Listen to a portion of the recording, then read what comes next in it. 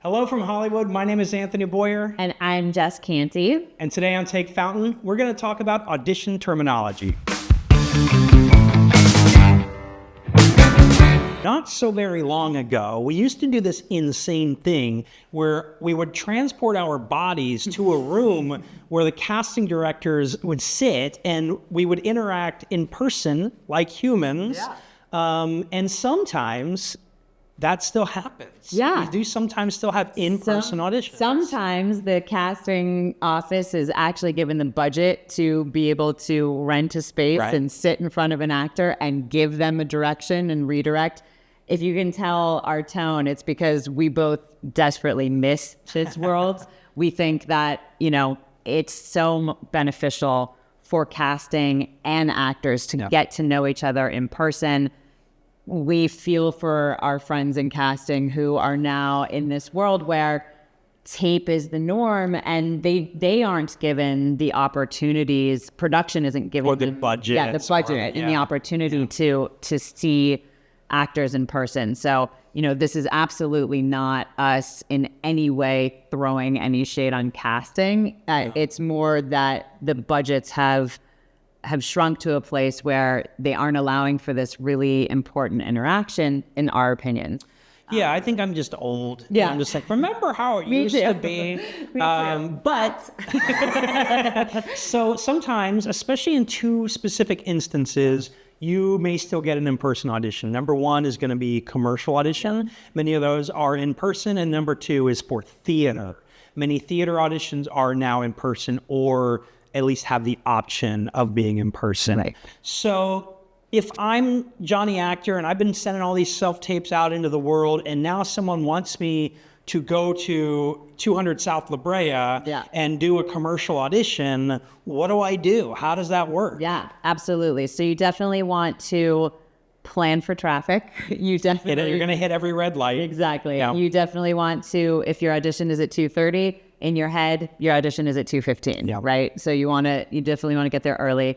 It doesn't usually make sense to get there way too early. No, in fact, you might be in the way. You might be a problem if that happens. Yes. So, 10 to 15 minutes from your actual scheduled time is sort of what we recommend so that you can walk in without feeling rushed. You are likely going to encounter some kind of sign-in sheet. Mm-hmm. This is a requirement from SAG.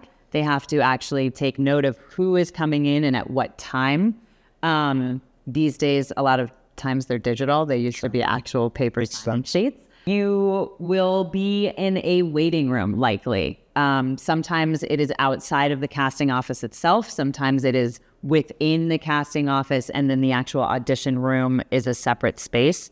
Sometimes you can hear the audition that is going on with the other people next to you in the waiting room, so be prepared for that. Sometimes you will be in that waiting room and the casting associate or casting assistant is sitting at a desk sort of in front of you. They're tapping away on the computer. Or in theaters, some sort of monitor. Yeah. So they're sending out other auditions. They're working, but they know who's in that room and they may have an ear on what's going on in the waiting room. So we always like to remind everyone that your audition begins the second that you pull into the parking lot, and it doesn't end until you actually leave the studio, leave the lot, leave the space.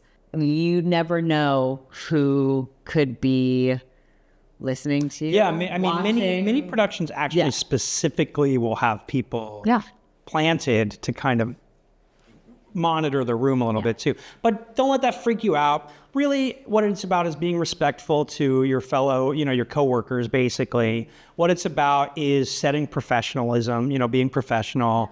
And that's your chance to prepare to go into the room, which is where you really want to perform. Right. And so I think throwing away that time before really robs yourself of that time in the room. Absolutely. And so let's talk about once you get into the room.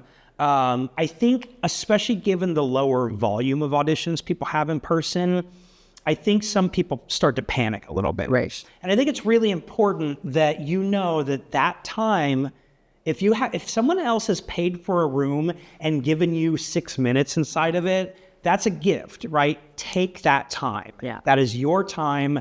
Make sure that you're don't go before you're ready. I mean, don't be ridiculous. Right. Don't like eat up people's time, but like own the space, right? Yeah. Own the room. That's another term you'll hear. I can't agree with you more. That time, that space is yours. If you practice the audition sitting because the scene calls for it sitting, and you walk in the room and there is a camera set up and that there's a chair in the corner, but it's not in front of the camera, and you want to do your audition sitting, ask if you can sit, right? Yeah. It drives me crazy, I'll be honest. When I would audition people and everyone would, can I sit? Like, would rather, can you not? Yeah. Can you just not sit? They may tell you that you can't. They may tell you that you can't. But I say that as an example of, this is a collaboration. Yeah, this is your space. This is your time, your space. It is not, casting is not on a pedestal. They need your amazing performance to solve their problem just as much as you need the job. And so taking, there may be a little bit of banter at the beginning. Obviously keep that about the weather, about, something kind of innocuous. Brief and inoffensive. That's great. But after that, if you need 30 seconds to just look at your sides one more time, and if you need to turn around and step in the corner and take a breath before you start your audition, all of those things are the owning the room. Yeah, and then specifically if it's a musical theater audition, you're going to want to speak to the accompanist. You're going to want to make sure your tempos are correct. If there's any tricky cuts in the music, if there's anything that might be difficult to follow, make sure you're on the same page. If something goes awry, stop and ask to start over. It is very important that you feel comfortable doing that. A lot of people start to feel like, well, it's spiraling out of control, like it's getting away from me, but what can you do? Yeah. What you can do is stop and reset. Everyone's going to be fine with that. We want to make sure that you're giving a good audition, your audition. So don't feel like, oh no, things are going wrong and now I am stuck with this, right? And so speaking of things going wrong, what happens if I get there and I'm late? Yeah. So hopefully if you are running late, you have safely pulled over for a second and texted or emailed or called your agent or manager to let them know that you are running late so that they can get in touch with casting on your behalf and let them know that you're running late. So that is the first thing. So hopefully casting already has the expectation that you're going to be a little bit behind. In the event that somehow you can't get in touch with someone, or there isn't a way to safely pull over and communicate that, you definitely just want to not be bursting into the audition space or, office, freaking out, making a big scene. I think being professional, everybody understands. Obviously, you want to apologize, but you don't have to make a huge deal about it. Usually, right, they're often running late. You don't want to count on that, but most of the time, if it's 5-10 minutes, you can probably get away with it. The reason why you don't want to be late, as we've talked about in another video, is that time is quite literally money in the entertainment industry. And so anytime you're late, you're kind of signaling that you might also be late to set. Right. And so how you handle being late is just as important as not being late in the first place. Yeah. I want to go back over what you said too about not like just like bursting in and putting that anxiety out. Like if you're 5 minutes late, I would rather you be 5 minutes and 30 seconds late. Right. With that 30 seconds being comporting yourself outside and like making sure that like, okay, I'm breathing, I'm here. Like 30 seconds, 20 seconds additional is not gonna, you know what I mean? Like if you're already a little bit late, you can be a little bit more late just to make sure that, because what happens a lot of times is someone's late, that becomes what the audition is about. And I think it's really important that, again, you just like make sure that you're being professional. You make sure that, you're respecting people's time the same way you want your time respected. And yeah, just don't make it about that. Right. Thanks so much for watching.